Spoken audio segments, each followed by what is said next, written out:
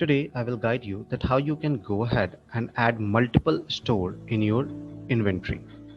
Quickly, let's go to our setting module. Here on your right hand side you will get two options, basic and advanced. You need to click on advanced option. Going below in the inventory segment you will get two options, main stock store and reject store.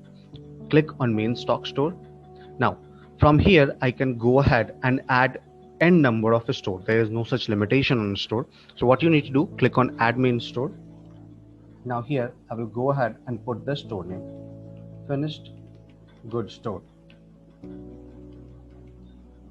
Now the GSTIN, it is up to you. You can very well go ahead and put it.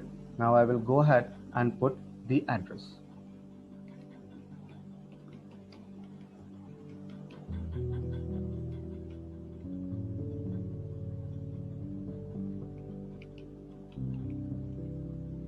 So I'm just putting the address 1 and address 2. Then I will go ahead and put the city.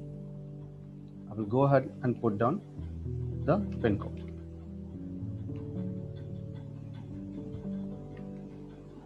Now I can very well go ahead and mark it as default as well. Now I will go ahead and click on save. So this is your new address, your new store address which got updated here. Same will be fetched in your document.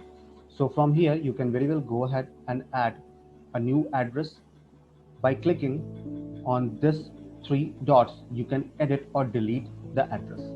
Same you can define in the reject stock store as well. Click on reject stock store. Here my reject stock store is already added. I can very well go ahead and add multiple reject store by clicking on this add reject stock store. So I hope it helped you out. Have a good day.